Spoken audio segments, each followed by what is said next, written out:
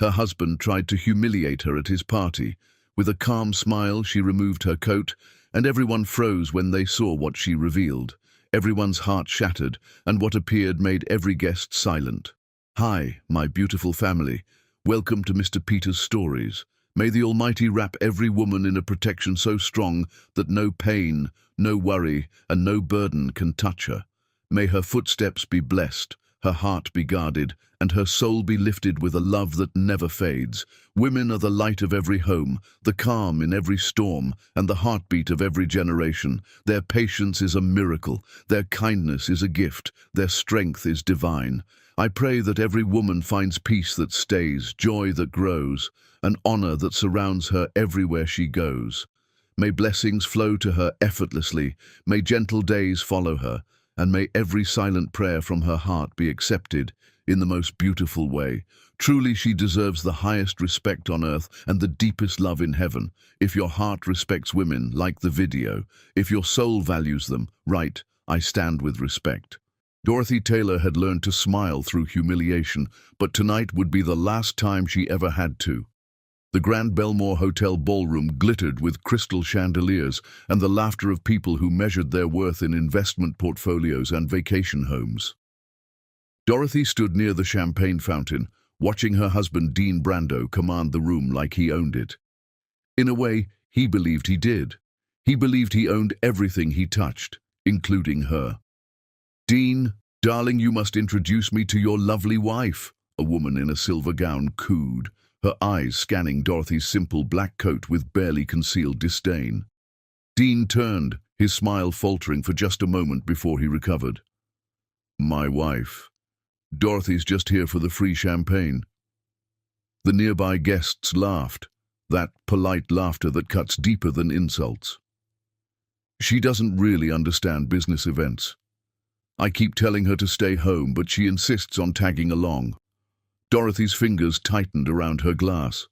She remembered another ballroom years ago when Dean had whispered in her ear during their wedding reception. The memory was so vivid it hurt. His young face full of genuine love, his voice trembling with emotion as he said, "I promise to see you, always. Not your money, not your status, just you. Forever." Forever had lasted exactly 7 years before it started dying. 3 more years had passed since then, and Dorothy had watched the death happen in slow motion, unable to stop it. "Dorothy contributes nothing to my success," Dean continued, his voice carrying across the marble floors. He had positioned himself near a group of investors, men in expensive suits who nodded along with his every word. "Everything you see, gentlemen, I built from nothing. My first startup, my expansion into real estate, my tech investments. All me. Some of us are born to build empires, others are just along for the ride." His mistress Amber laughed at his elbow. She was 26, blonde, and wearing a dress that cost more than most people's monthly rent. She touched Dean's arm with the familiarity of someone who had earned the right, and Dean didn't pull away. He never pulled away from Amber. Not at restaurants, not at business dinners, not even here. At a charity gala where his wife stood 15 feet away, Dorothy's hand moved to the zipper of her coat. Beneath the simple black fabric, she wore a dress of midnight blue silk, and around her neck, resting against her collarbone, was the celestial star. She had worn the coat to hide it, not from shame, but from habit. For 10 years of marriage, she had hidden so much of herself. She had made herself smaller, quieter, less, because Dean had seemed to need that from her. She had watched him transform from the man who loved her in their tiny apartment to the man who needed her to be nothing so he could feel like everything. Tonight, that ended. "Mr. Brando," one of the investors said, raising his glass, "to your continued success. It's rare to see someone build an empire so quickly. 5 years ago, you had one small business. Now you're operating in 6 states. Dean preened under the praise. "Hard work, gentlemen, vision, and knowing when to cut dead weight." His eyes flickered to Dorothy for just a second, making sure everyone understood his meaning. The room had gone quiet around them. People sensed something happening, that electric tension that precedes either disaster or revelation. Dorothy felt 200 pairs of eyes drift toward her as she reached for her coat zipper. "Dean," she said quietly. Her voice shouldn't have carried, but in the sudden silence it did. "Do you remember what you promised me on our wedding day?" Dean turned, irritation flashing across his face. "Dorothy, not now. Go powder your nose or something." "You promised you would always see me," Dorothy continued. Her fingers found the zipper. "You promised that you would love me when we had nothing, and you would love me if we had everything." "We did have nothing," Dean snapped, "and I built everything, while you did what exactly? Sat at home, arranged flowers, went to yoga." Dorothy pulled the zipper down. The coat fell open. The celestial star caught the chandelier light and transformed it into something otherworldly. Diamonds cascaded in a complex web of platinum and starlight, each stone catching and refracting light until Dorothy seemed to be wearing captured galaxies. The centerpiece, a flawless blue diamond the size of a quail's egg, pulsed with inner fire. The room went completely silent. Amber's champagne glass slipped from her fingers and shattered on the marble floor. The sound seemed impossibly loud. "That's," one of the society women breathed. "That's the celestial star. It sold at auction last month for $48 million. I watched the bidding online." Dorothy let the coat slide from her shoulders. A server materialized to catch it, bowing slightly as he took it. She stood in her midnight blue silk, the necklace transforming her from invisible wife to something magnificent. "Where did you steal that?" Dean's voice cracked on the last word. His face had gone pale, then red, then pale again. "Where did you get that? Answer me!" Dorothy met his eyes. She had loved those eyes once. She had memorized every fleck of gold in the brown, every smile line at the corners. Now they looked at her like she was a stranger, like she was a problem to solve. "I didn't steal it, Dean," Dorothy said calmly. "I bought it. From my own collection, actually. The auction house handled the sale for me. I'm Dorothy Taylor Ashford, the Taylor Ashford family. Shipping, technology, real estate across 14 states. I believe you've heard of us." The whispers started immediately, a rising wave of shock and speculation. Dean staggered backward, as if she had physically struck him. "No," he said.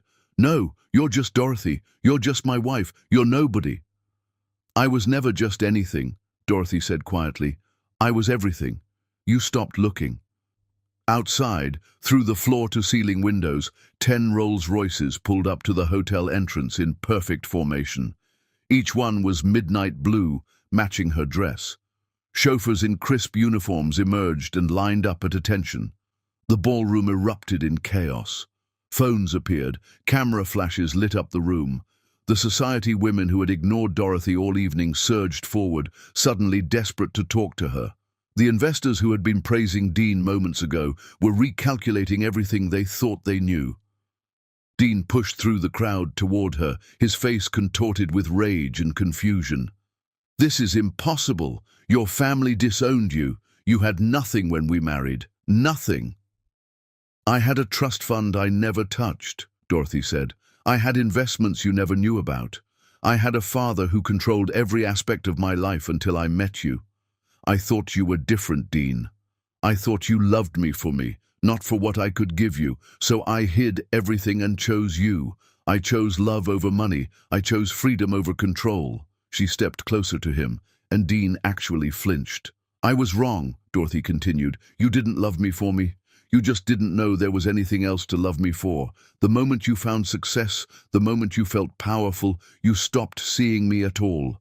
I became furniture in your life, decoration you were ashamed of because I wasn't shiny enough." "Dorothy, wait. We can talk about this," Dean stammered. "I didn't know. How could I know? You should have told me." "Why?" Dorothy asked. "So you could treat me like a bank account instead of a housewife? Either way, I stopped being a person to you years ago." She turned toward the exit.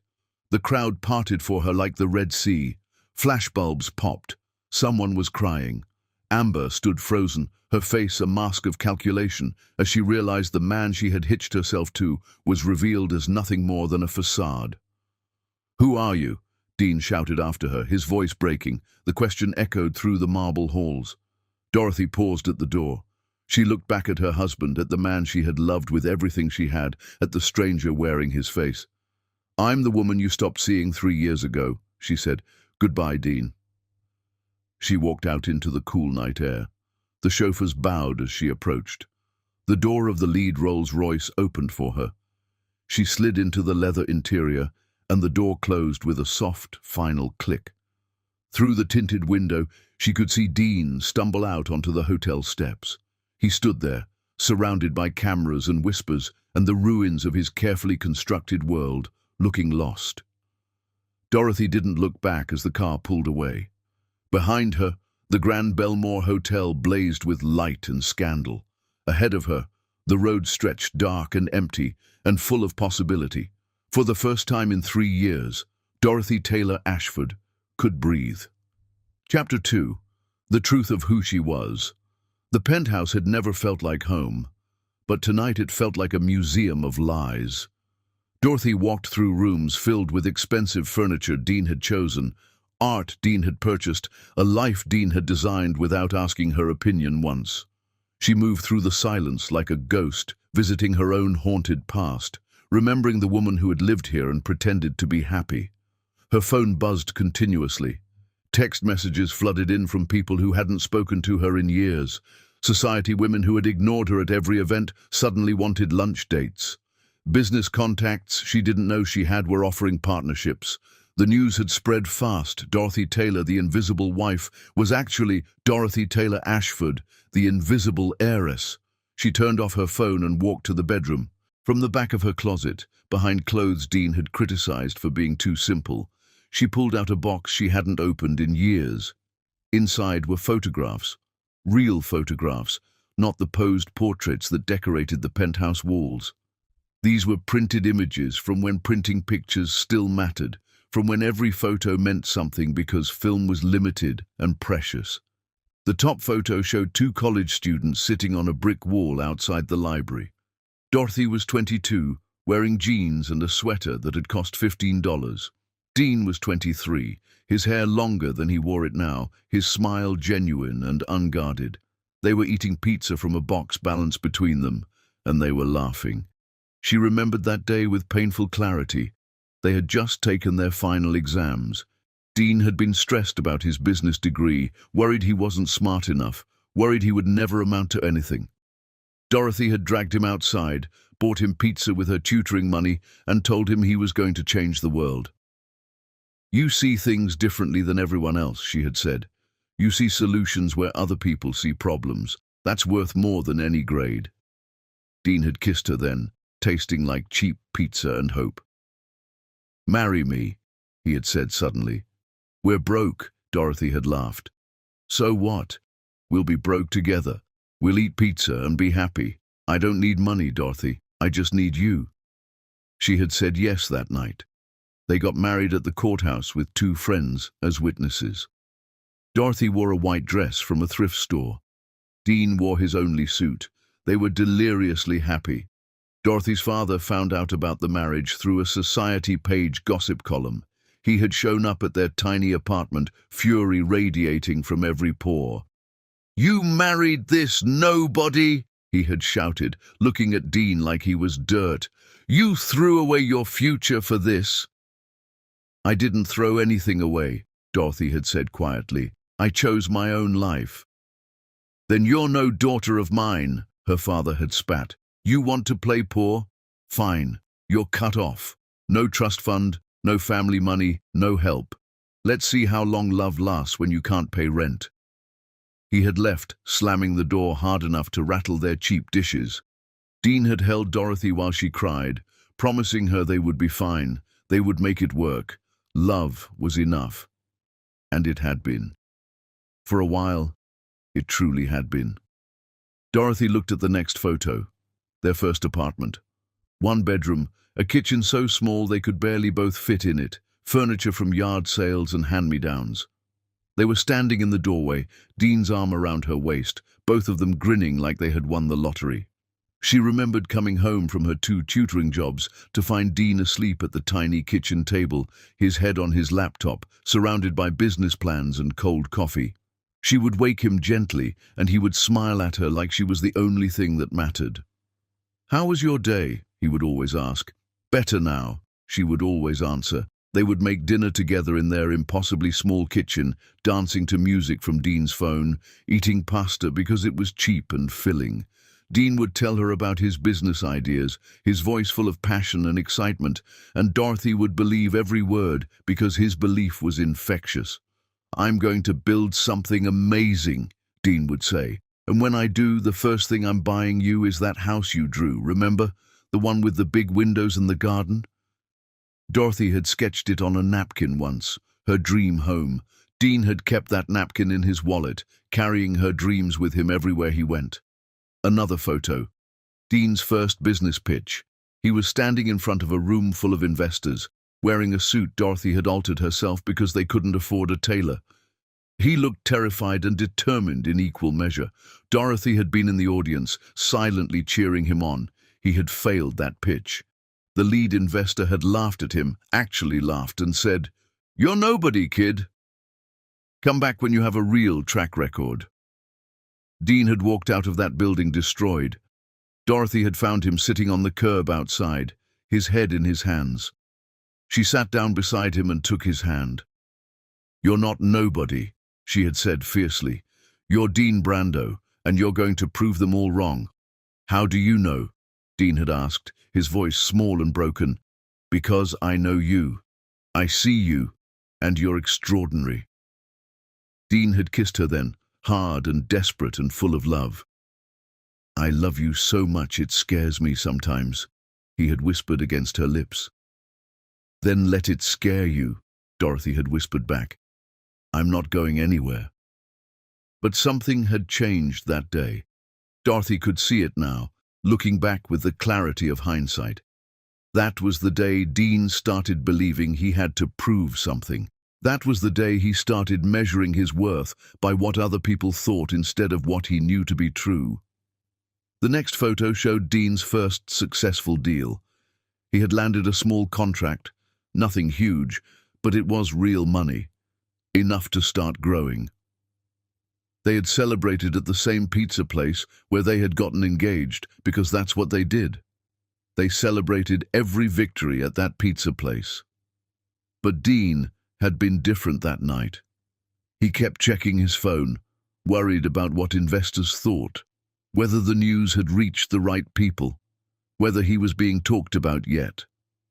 "Dean, we're celebrating," Dorothy had said gently. "Put the phone away." I know, he had said, putting it down, but he picked it up again 5 minutes later. More photos, Dean's second deal, his third, his expansion into a second city. With each success, something in him shifted. He started talking differently, dressing differently, walking differently. He started talking about status and reputation and market position. Dorothy had told herself it was just the stress of growth. She had told herself that the man she married was still in there somewhere, just buried under ambition and pressure. She had been lying to herself. The photos showed it clearly. In the early pictures, Dean looked at Dorothy like she hung the moon. By the later pictures, he barely looked at her at all. His eyes were always on the next deal, the next opportunity, the next rung on the ladder he was climbing toward nothing. Their wedding anniversary dinner, the year everything changed. Dorothy had dressed up, made reservations at Dean's favorite restaurant, hoped for a night that felt like old times. Dean had shown up late, taken a phone call during appetizers, and left before dessert to handle a business emergency. "I'm sorry," he had said, kissing her forehead like she was a child. "You understand, right? This deal is important." "I'm important," Dorothy had said quietly. Dean had already been walking away. She wasn't sure he had heard her. The last photo in the box was from their 10th anniversary party. Dean had thrown a massive event at an expensive venue, inviting business contacts and investors and society people Dorothy didn't know. He had given a speech thanking everyone for helping him build his empire. He hadn't mentioned Dorothy once, not once. She was in the background of the photo, standing alone by the window, watching her husband shine for strangers. She looked lost. She looked like a ghost. That was the night Dorothy had gone home and opened her laptop. She had accessed accounts she hadn't touched since college, trust funds she had locked away, investments her mother had left her before she died. She had remembered who she was before she became Dean's wife, and she had started protecting him. Anonymously, carefully, she had invested in his business through shell companies. She had arranged partnerships through intermediaries. She had opened doors while letting him believe he was kicking them down himself, because she had loved him, because she had believed the real Dean was still in there somewhere, because she had been a fool. Dorothy closed the box of photographs and carried it to the living room. She sat on the expensive couch Dean had chosen and allowed herself to cry. Not for Dean. Not anymore. She cried for herself. For the woman in those early photos who had believed love was enough, who had given up everything to choose her own happiness and had ended up with nothing. Her phone, still silenced, lit up with a new message. Against her better judgment, Dorothy checked it. It was from Dean. "Please come home. We need to talk." I didn't know. How could I have known? Please. Dorothy stared at the message. Home. He still called the penthouse home, like it was a place they shared, like they were still a team. He didn't understand that home had stopped existing years ago. She typed back, "My lawyer will contact you tomorrow." Another message came through immediately. "Dorothy, please. Don't do this. I love you." She almost threw the phone. Instead, she took a screenshot of the message and sent it to her lawyer with a note. "Document everything. I want a complete record." Because Dean didn't love her. He loved the idea of controlling her, of keeping her small so he could feel big. And now that he knew who she really was, he loved the idea of having access to her money and power. But he had never loved her, not the real her. He had loved the version of her that asked nothing and expected less. Dorothy picked up the box of photographs one last time. She looked at the young couple eating pizza and laughing, and she whispered, "I'm sorry I couldn't protect you better." Then she carried the box to the fireplace, turned on the gas flame, and fed the photographs to the fire, one by one. She watched Dean's smiling face curl and blacken. She watched their tiny apartment burn. She watched their dreams turn to ash. When the box was empty and the fire was full of ashes, Dorothy stood up. She walked to the window and looked out at the city lights. Somewhere out there, Dean was panicking. Somewhere out there, the society people were gossiping. Somewhere out there, her father was probably reading about her on the news and regretting every word he had said. Dorothy didn't care about any of it. She cared about one thing only. She was finally free. Her phone buzzed one more time, a number she didn't recognize. The message read, "I saw what happened tonight at the gala. I was the man sitting alone at table 17. I know you don't know me, but I know what you're going through. When you're ready to talk to someone who understands, call me. No pressure, no agenda, just someone who's been where you are. James Rothwell." Dorothy stared at the message. She didn't know a James Rothwell. She didn't know anyone at table 17, but something about the message felt genuine in a way nothing else had in years. She saved the number and turned off her phone. Tomorrow would bring lawyers and divorce papers and the systematic dismantling of everything she had built with Dean. Tonight, she just wanted to sit in the silence and remember how to be herself again. Outside, the city lights glittered like false promises. Inside, Dorothy sat in the darkness and felt, for the first time in years, like she might survive this after all. Chapter 3. The Fall from Grace. Dean Brando had never understood the concept of rock bottom until he was living in it. The apartment was small, smaller than the first place he had shared with Dorothy all those years ago, but without any of the charm or hope. It was a furnished rental in a neighborhood he would have sneered at last month, with thin walls and a kitchen that smelled like the previous tenant's cooking. He sat on the worn couch and stared at the stack of papers his lawyer had just delivered. Divorce papers, asset division requests, a restraining order preventing him from contacting Dorothy except through legal representation. How did this happen? He asked the empty room. But he knew. He had watched the video clips from the gala 100 times, watched himself mock his wife while she stood there taking it, watched her reveal who she really was, watched his entire world implode in real time. The internet had been merciless. The videos had gone viral.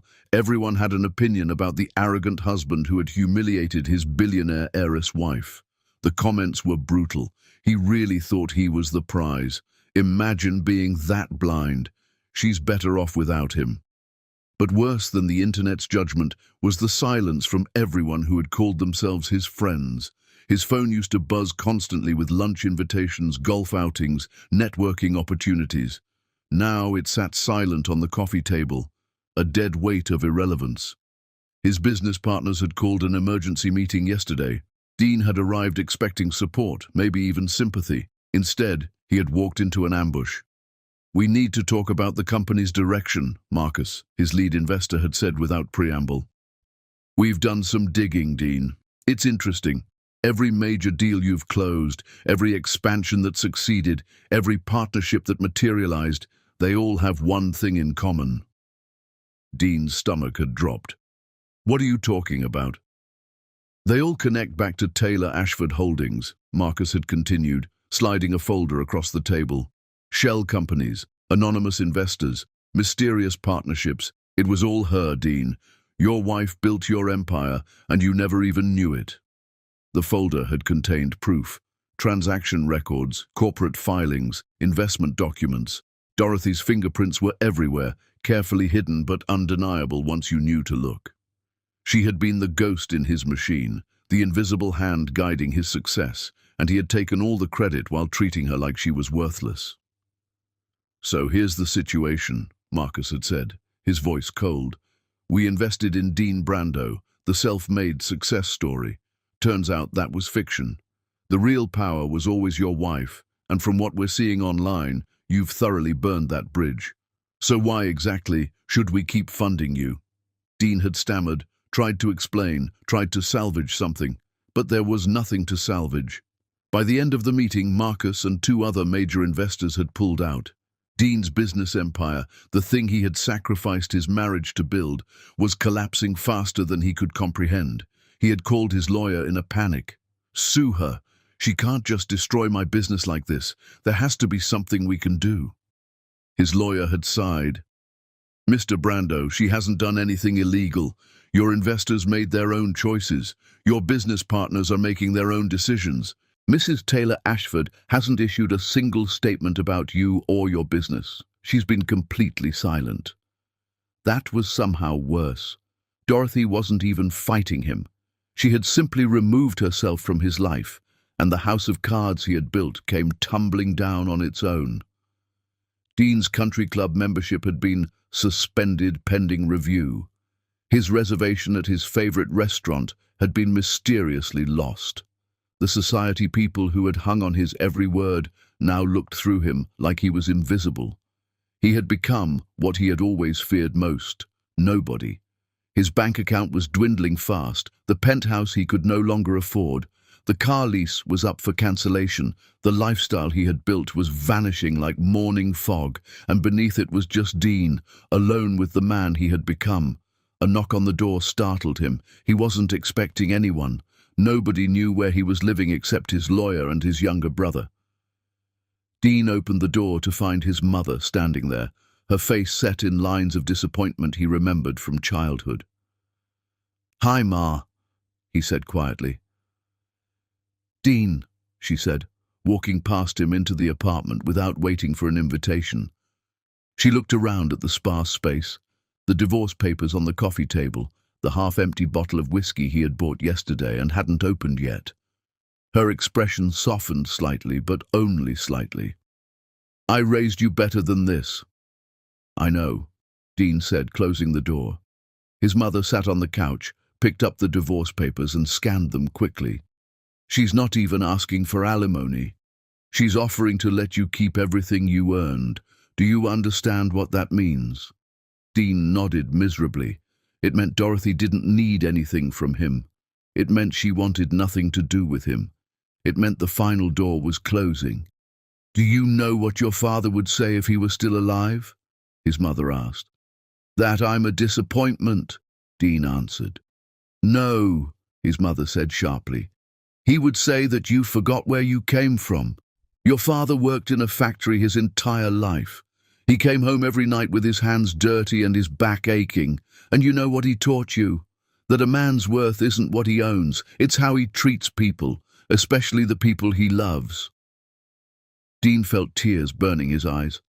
"I messed up, Ma. I messed up so bad." "Yes, you did," his mother agreed. "That girl loved you with everything she had. I saw it at your wedding. I saw it every time she looked at you. And you threw it away chasing something that was never real." "I thought I needed to be someone," Dean said, his voice breaking. "I thought I needed to prove myself." "To who?" his mother demanded. "To investors? To country club snobs? To people who don't give a damn about you?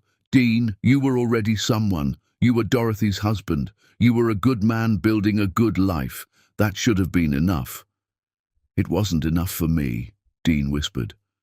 His mother stood up, her face hard again. "Then you need to figure out why, because until you do, you'll never be enough for yourself, and you'll keep hurting everyone who loves you." She walked to the door, paused, and looked back at him. "Dorothy deserves better than what you gave her. I hope someday you become the kind of man who deserves better too. But that's on you now, not her." After she left, Dean sat in the silence of his cheap apartment and let himself feel the full weight of what he had lost. Not the money, or the status, or the business. Those things had never been real anyway. He had lost Dorothy. He had lost the only person who had ever loved him for who he actually was, and he had lost her by forgetting who he actually was. His phone buzzed. A text from his younger brother Carlos. "I heard about Ma's visit. You need anything?" Dean typed back. "I need to figure out how I became this person." Carlos replied, "Then maybe it's time to start over." Like really start over. Remember who you were before you got rich. Dean looked around his apartment. He had no more investors, no more fancy dinners, no more people pretending to be his friends because he was useful. He was broke, disgraced, and alone. He was nobody. Maybe that was what he needed to be. The next morning, Dean stood outside a factory on the industrial side of town. It was the same factory where he had worked part-time during college, hauling boxes and operating machinery for minimum wage. He had sworn he would never go back to a place like this, that he was meant for bigger things. Now he walked through the doors and asked if they were hiring. The manager looked at him skeptically. "Aren't you that guy from the news? The one whose billionaire wife left him?" Dean's face burned. "Yeah, that's me." "Why would someone like you want to work here?" "Because I need to remember what real work feels like," Dean said honestly. "I need to remember who I was before I became someone I'm not proud of." The manager studied him for a long moment, then shrugged. "Night shift, warehouse work. It's hard, it's honest, and it pays by the hour. You think you can handle that?" "Yes," Dean said. "I can handle that." He started that night. The work was exactly as hard as he remembered, maybe harder, because he had spent years in air-conditioned offices and soft chairs. His hands ached, his back screamed, his co-workers recognized him and whispered behind his back. But something shifted in Dean that first night. As he lifted boxes and moved inventory and felt his muscles remember what labor actually meant, he started to understand something he had forgotten. This work mattered. These people mattered. The man he used to be, before the desperation for status consumed him, had known that. During his lunch break, Dean sat on a loading dock and pulled out his phone. He scrolled through old photos until he found one from his wedding day. Dorothy was laughing at something, her face radiant with joy, her dress from a thrift store, but her happiness worth more than any designer label. And Dean, young and broke and full of genuine love, was looking at her like she was the only thing in the world that mattered. Who was that guy? Dean whispered to the photo. How do I find him again? A co-worker sat down next to him. Older guy, maybe 60, with the weathered hands of someone who had worked hard his entire life. Rough night? Rough life, Dean admitted. The co-worker nodded. I saw the videos. You really screwed up, huh? Completely, Dean said. You gonna try to win her back? Dean thought about it. He thought about Dorothy's face at the gala, the way she had looked at him with such calm, final disappointment. He thought about the divorce papers sitting on his coffee table. He thought about everything he had destroyed. No, he said finally. I think I need to figure out how to win myself back first. The co-worker smiled. Smart man. That's the only person worth fighting for anyway. Dean finished his shift and went home as the sun rose. He was exhausted, physically and emotionally, but he felt something he hadn't felt in years. Clarity. He had a long way to go. He had become someone terrible, someone he didn't recognize, and undoing that damage would take time and work and painful honesty. But for the first time since the gala, Dean felt like maybe, eventually, he could look at himself in the mirror without feeling disgust. Not for Dorothy, not to win her back, but because he owed it to himself to become someone worth respecting. He pulled out his phone and searched for therapists who offered sliding scale fees. He found one who had evening appointments that would fit around his factory schedule. He booked the first session and sent the confirmation to Carlos with a simple message. Starting over. Carlos replied immediately, Proud of you, man. One step at a time. Dean put the phone down and looked at the divorce papers still sitting on his coffee table. He picked them up, read through them one more time, and then did something he should have done weeks ago. He signed them. Not because he wanted the divorce, but because Dorothy deserved to be free of him. She deserved to move forward without the weight of his failures dragging her down, and he deserved to rebuild himself without using her as a crutch or an excuse. He put the signed papers in an envelope, addressed it to her lawyer, and walked to the post office as the city woke up around him. When he dropped the envelope in the mailbox, it felt like closing a door on the worst version of himself. Now he just had to figure out who was on the other side. Chapter 4. The Coffee Shop. 3 months of silence can feel like an eternity or a heartbeat, depending on what you're healing from. Dorothy had spent those months in a space between grief and liberation. She had signed the divorce papers without hesitation, divided assets with clinical precision, and dismantled a marriage as methodically as one might disassemble furniture. But dismantling a marriage wasn't the same as healing from one, and the empty spaces in her life echoed louder than she had expected. She woke up in her new apartment, smaller than the penthouse but entirely hers, filled with things she had chosen, decorated in colors she actually liked. No more white and grey minimalism that Dean had insisted was sophisticated. Her bedroom was painted deep blue. Her living room had bookshelves overflowing with novels. Her kitchen had mismatched mugs she had collected from thrift stores, each one making her smile. It was perfect. It was hers, and she was lonely. Her phone buzzed. A text from her lawyer. Divorce finalized. It's done, Dorothy. You're officially free. Free. The word should have felt victorious. Instead, it felt hollow. Dorothy sat on her couch and allowed herself to acknowledge what she had been avoiding. She missed being married. Not to Dean, not anymore, but she missed the idea of partnership. She missed having someone to come home to, someone to share small moments with, someone who cared about her day. She missed being loved, even though she had never really had it. Her phone buzzed again. The number she had saved months ago, the one that had sent her that message the night of the gala. James Rothwell. He had texted her 3 times since that night, always brief, always respectful, never pushing. The first text had come a week after the gala. Hope you're doing okay. No need to respond, just wanted you to know someone's thinking of you. The second came a month later. Saw an article about your foundation announcement. Beautiful work. You're building something meaningful. The third was today. Coffee, no pressure, no agenda, just thought you might want to talk to someone who's been where you are. The Blue Door Cafe on Marshall Street. I'll be there at 10 tomorrow. If you come, great. If not, No hard feelings.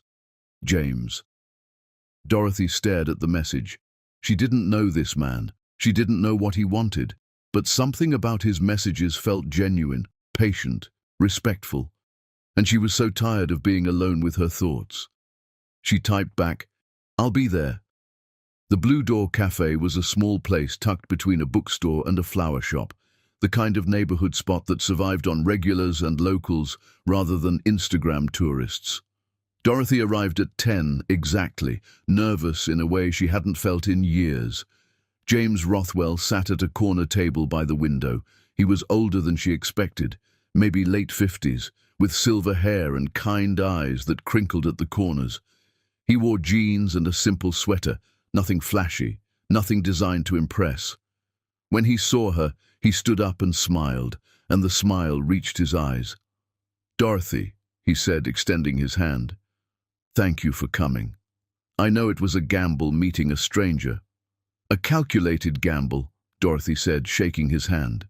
His grip was warm and firm, not trying to prove anything.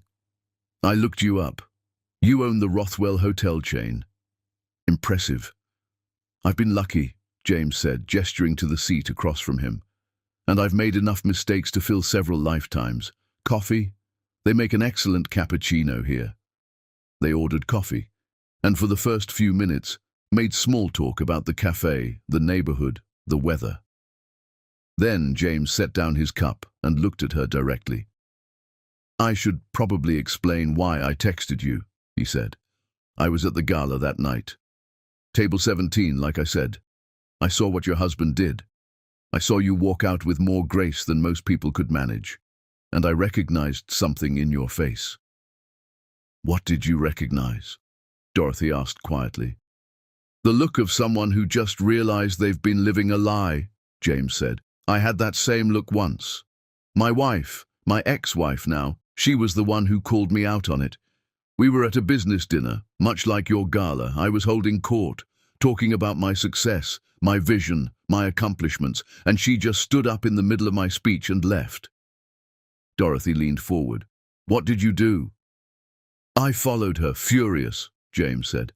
"I demanded to know what her problem was, and she looked at me and said something I'll never forget. 'Your problem isn't that you forgot about me. It's that you forgot about you. The man I married cared about building something meaningful. The man you've become only cares about being seen.'" She filed for divorce the next week. "Did you fight it?" Dorothy asked. "I tried," James admitted. "I was angry, defensive, convinced she was wrong. I spent 6 months fighting the divorce, trying to prove she was the problem, not me. And then one night I was alone in my penthouse, surrounded by expensive things I didn't care about, and I realized she was right. I had become someone I didn't recognize, someone I didn't even like." "What did you do?" "I signed the papers," James said. "I went to therapy. I took a year off from work and traveled, not to luxury resorts, but to small towns and villages where nobody knew my name. I volunteered. I helped build houses. I taught English to kids in a small school in Costa Rica. I remembered what it felt like to be human instead of a brand." Dorothy felt tears prickling her eyes. "Did you ever talk to your ex-wife again?" "Yes," James said. "Years later. She had remarried by then, had a child, looked genuinely happy. I thanked her for having the courage to leave me. She said something I think about all the time. 'I didn't leave you to hurt you. I left you so you could find yourself again. And I left me so I could remember what love actually feels like.'" A tear escaped down Dorothy's cheek. She wiped it away quickly, but James saw. "Sorry," she said. "I thought I was done crying about this." "Grief doesn't work on a schedule," James said gently. "It shows up when it needs to. There's no shame in that." They sat in comfortable silence for a moment. Then Dorothy said, "Why did you reach out to me? What do you want?" "Honestly," James said, "I don't want anything. I saw someone going through something I went through, and I thought maybe it would help to know you're not alone. That there's life on the other side of this. That you can rebuild and be happy and become someone you're proud of again." "Are you happy?" Dorothy asked. James considered. "Most days, yes. I'm happier than I was when I was married and miserable. I'm building things that matter now. Hotels that employ local communities, that support small businesses, that create opportunities instead of just profit. I have friends who actually know me, not just the resume version. I sleep well at night. That's worth more than any amount of money. Dorothy smiled for the first time since entering the cafe. That does sound nice. It is, James said, and I believe you'll find your version of it. You're already starting. I read about your foundation, the work you're doing to help women rebuild their lives. That's not the work of someone broken. That's the work of someone finding purpose. They talked for another hour, the conversation flowing easily from topic to topic.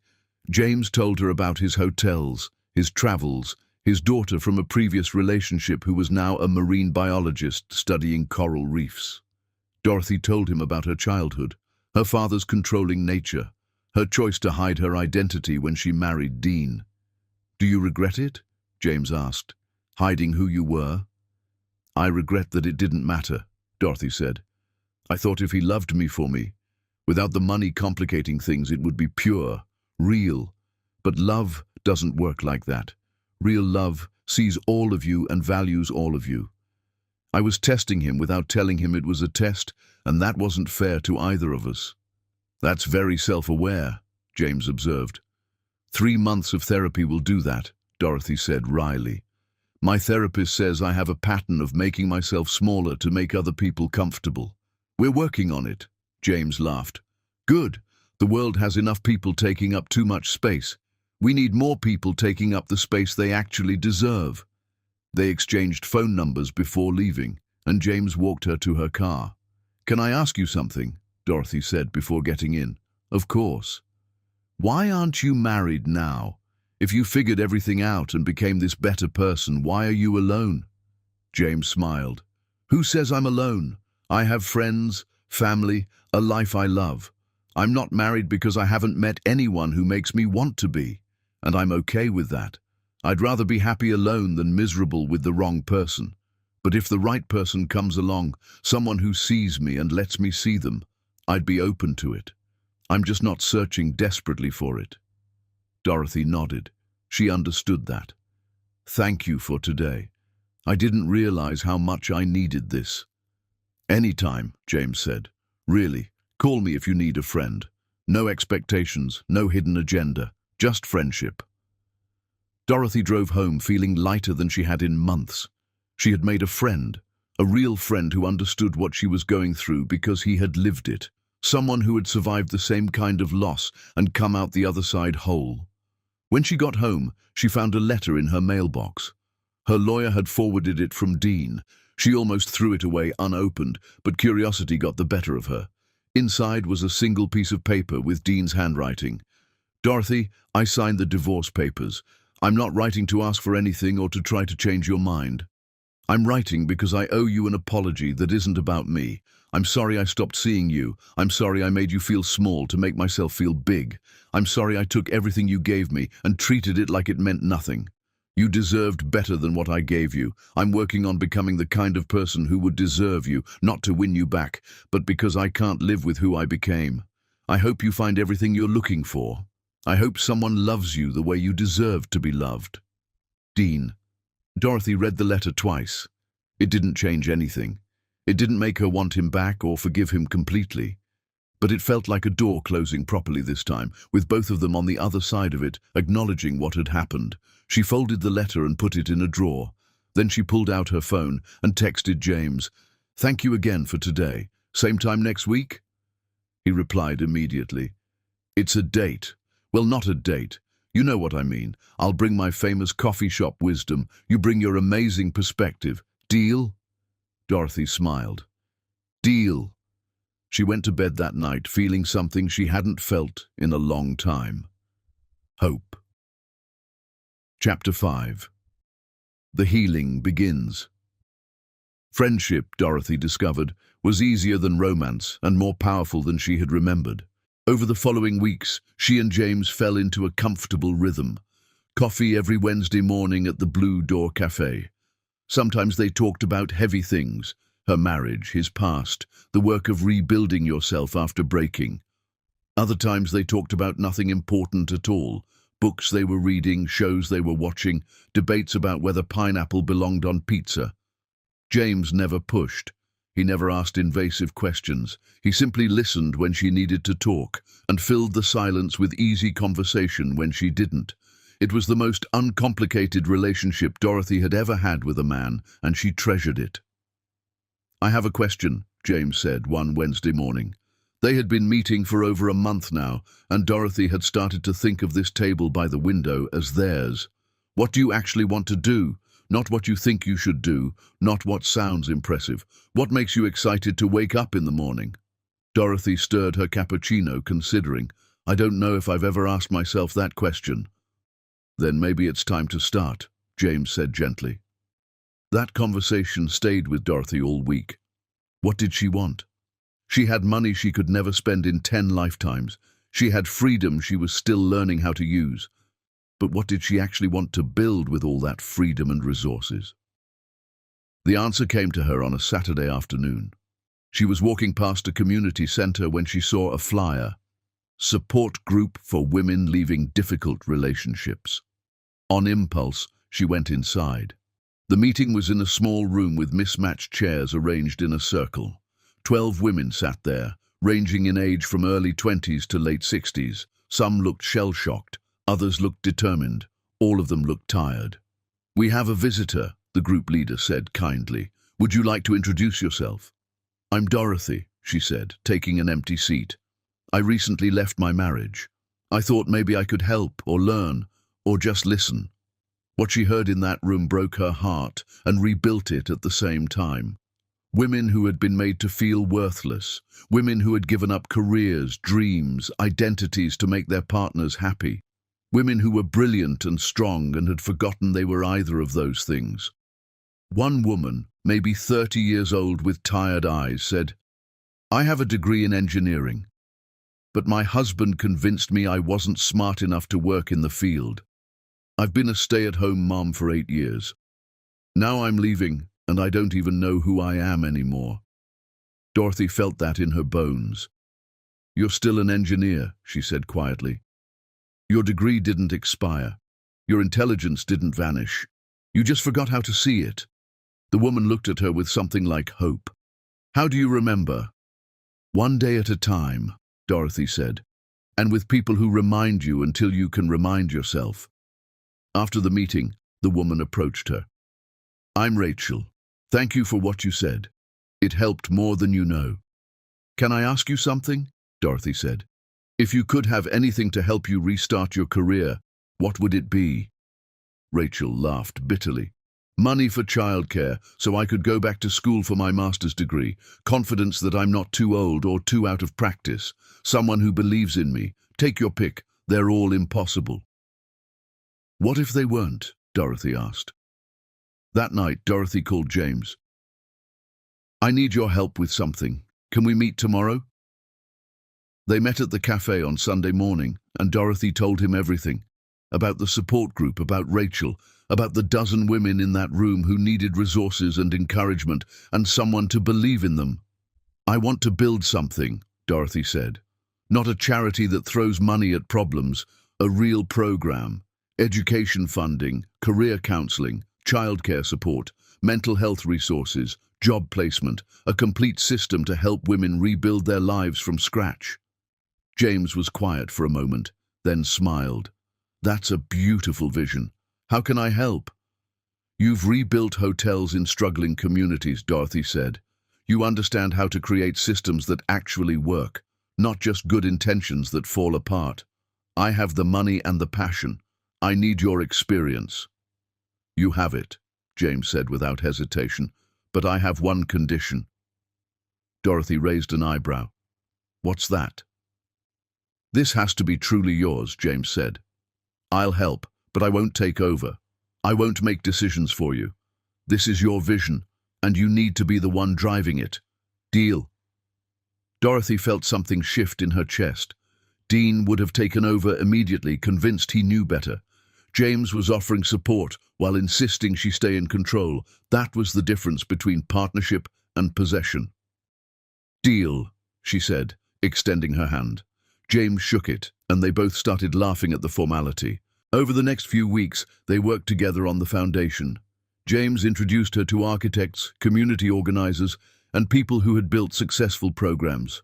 Dorothy met with lawyers, accountants, and social workers to understand the needs and the gaps in existing services. She went back to the support group every week, not as a donor, but as a participant. She listened to stories. She learned what these women actually needed versus what people assumed they needed. She built trust. Rachel became the first recipient of the Foundation's education program.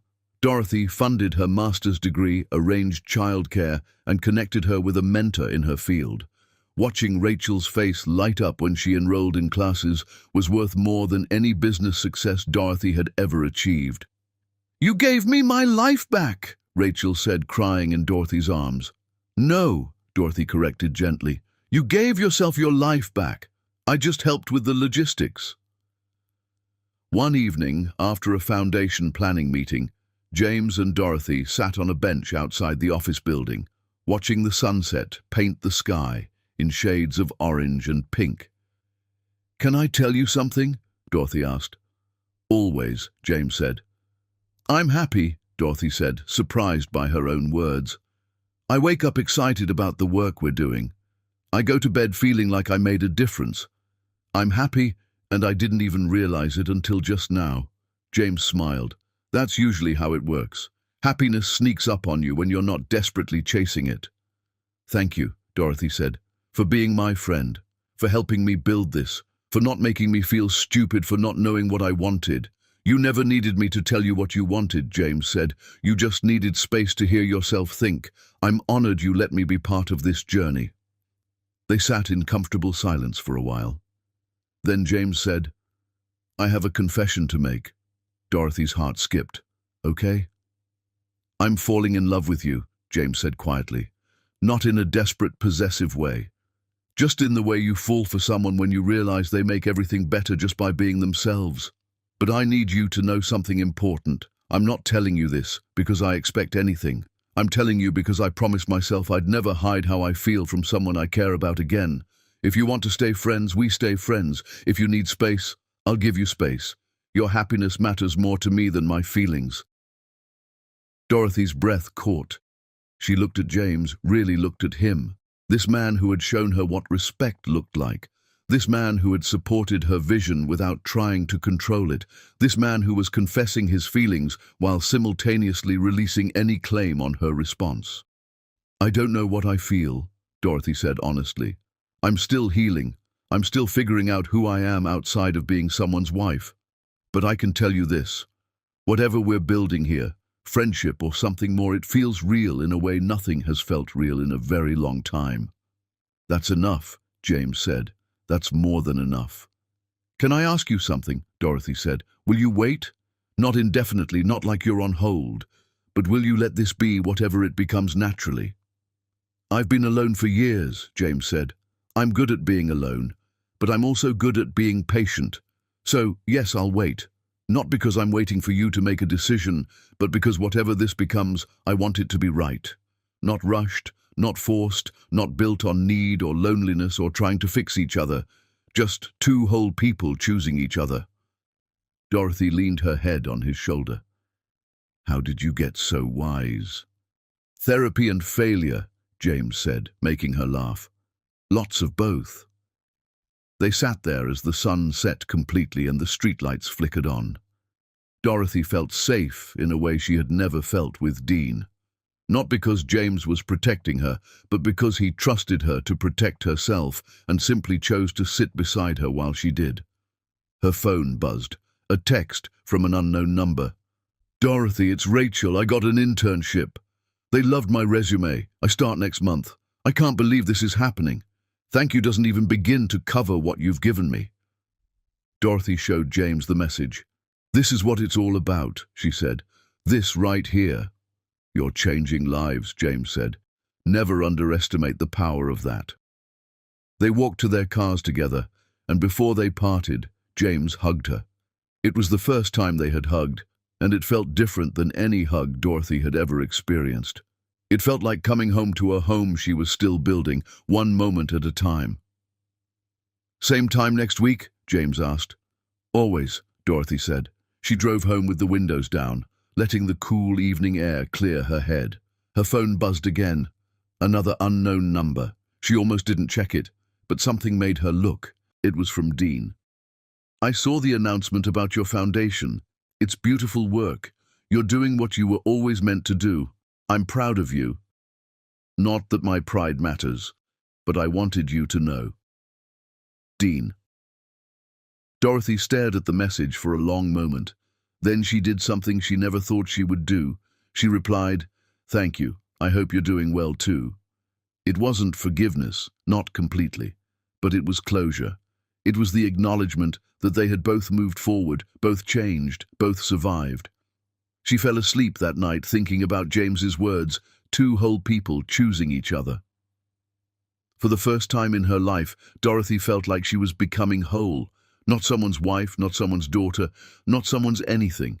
Just Dorothy, figuring out who she wanted to be, one day at a time. Chapter 6. The moment of choice. The panic attack hit Dorothy in the middle of the supermarket on an ordinary Tuesday afternoon. She had been reaching for coffee, the same brand she used to buy for Dean, when suddenly her chest tightened. Her vision tunneled. Her hands started shaking so badly she dropped the container and it burst open on the floor, coffee grounds scattering everywhere. "Ma'am! Ma'am, are you okay?" A store employee's voice sounded like it was coming from underwater. Dorothy couldn't breathe. She couldn't think. All she could feel was overwhelming terror and a desperate need to escape. She ran out of the store, leaving her shopping cart behind, and found herself sitting on the curb outside, gasping for air and crying without knowing why. Her phone was in her hand. She didn't remember taking it out. She scrolled through contacts with trembling fingers and called the first person her brain connected to safety. "Dorothy," James answered on the first ring. "Hey, what's up?" "I can't breathe," Dorothy gasped. "I don't know what's happening. I can't breathe." "Okay, listen to my voice," James said, his tone calm and steady. "Where are you right now?" "Supermarket, outside, I don't know. I'm sorry. I shouldn't have called." "Don't apologize," James said firmly. "I'm glad you called. Now listen carefully. Can you feel your feet on the ground?" "What?" Dorothy was confused, still gulping air. "Your feet. Can you feel them touching the ground?" Dorothy focused on her feet. "Yes. Good. Now breathe with me. In through your nose for 4 seconds. 1, 2, 3, 4. Hold it for 4. 1, 2, 3, 4. Out through your mouth for 4. 1, 2, 3, 4. Can you do that with me?" Dorothy tried. The first few attempts were shaky, but James kept counting, kept breathing with her, his voice a lifeline in the chaos. Slowly, painfully slowly, her chest loosened. The tunnel vision receded. She could see the parking lot clearly again. "That's it," James said gently. "You're doing great. Keep breathing with me." After a few minutes, Dorothy could speak normally again. "What just happened to me?" "Panic attack," James said. "I've had a few myself. They're terrifying, but they can't actually hurt you. Where exactly are you? I'm coming to get you." "No, you don't have to," Dorothy protested weakly. "I know I don't have to," James said. "I want to. Send me your location. I'll be there in 15 minutes. He was there in 12. Dorothy was still sitting on the curb when his car pulled up. James got out, sat down next to her without a word, and simply put his arm around her shoulders. They sat there for a while, watching people come and go with their groceries, living their normal lives that felt impossible to Dorothy right now. "I thought I was fine," Dorothy finally said. "I thought I was healing. I thought I was moving forward." "You are," James said. "Healing isn't linear. It's messy and complicated, and sometimes you're fine for weeks, and then you're sitting on a curb outside a supermarket having a breakdown. That doesn't mean you're failing. It means you're human." "I don't want to be this broken," Dorothy whispered. "You're not broken," James said firmly. "You're processing trauma. There's a difference. Your nervous system is trying to protect you from hurt that already happened. It's actually a sign that you're feeling safe enough to finally let the emotions out."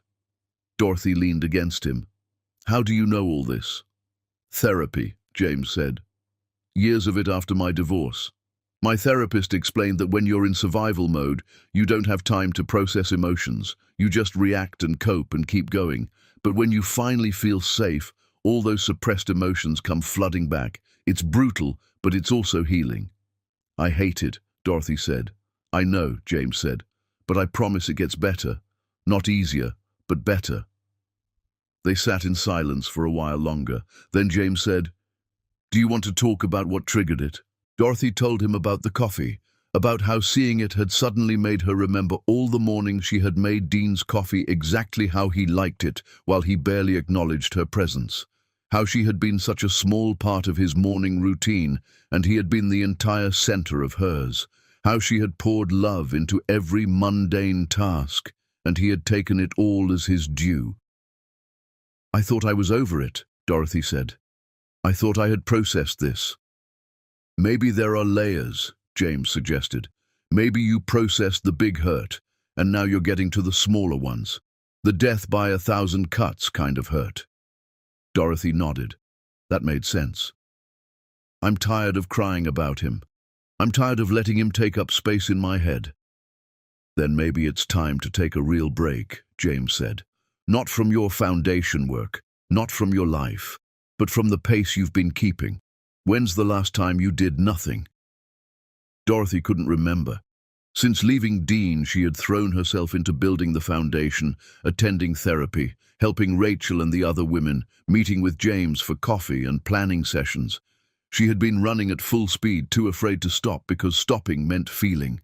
"I have a suggestion," James said. "Take a month, real time off, no foundation work, no meetings, no obligations, just time to exist and heal and figure out what you want." "I can't just disappear," Dorothy protested. "Why not?" James asked. "The foundation will still be there, Rachel will still be there, I'll still be there, but you need to be there for yourself first. You can't pour from an empty cup, Dorothy, and right now you're running on empty." "Where would I even go?" "I have a cabin," James said. "Up in the mountains. It's small, simple, completely off the grid. No internet, no cell service, just you and nature and silence. I go there when I need to reset. You're welcome to use it." Dorothy felt panic rising again. "Completely alone?" "Not if you don't want to be," James said. "You could bring a friend, or I could check on you once a week, bring supplies, make sure you're okay. Whatever you need to feel safe, but still get the space to heal." Dorothy thought about it. The idea of being alone terrified her, but the idea of continuing at this pace terrified her more. "Would you really check on me?" "Every week," James promised, "or every day if you need it. Whatever helps." "Okay," Dorothy said slowly. "I'll do it. 1 month. But I need to wrap up some foundation business first." 2 weeks, James said. "Wrap everything up in 2 weeks, then go. Don't give yourself time to talk yourself out of it." They drove back to Dorothy's apartment in James's car.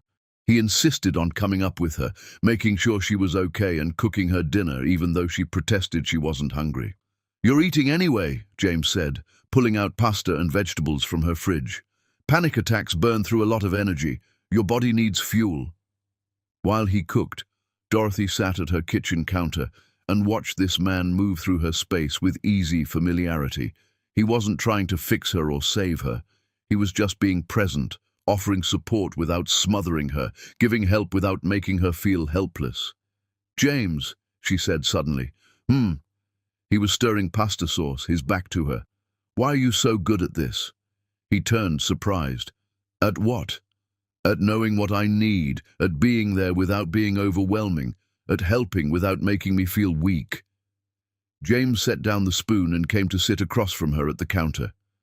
"Because someone did it for me once. After my divorce, I fell apart, completely fell apart, and I had a friend, Sarah, who just showed up. She brought groceries. She dragged me to therapy. She sat with me while I cried. She never tried to fix me.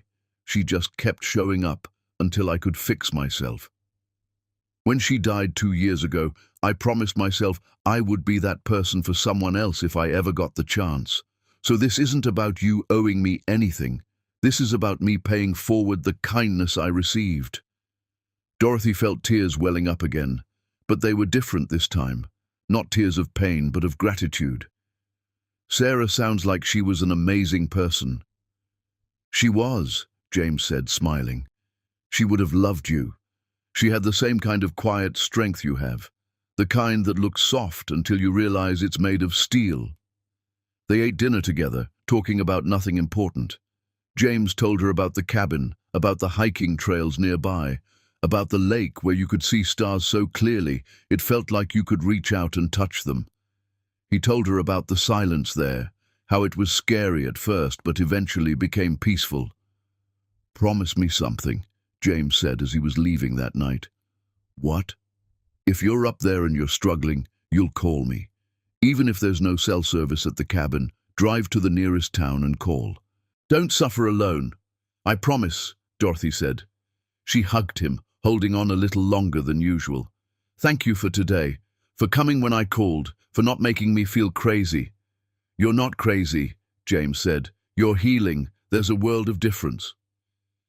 After he left, Dorothy sat in her apartment and thought about the month ahead. Part of her was terrified. Part of her was relieved. All of her was exhausted. She called her therapist and scheduled an emergency session for the next day. She called the foundation office and told them she would be unreachable for a month. She called Rachel, who was supportive and encouraging.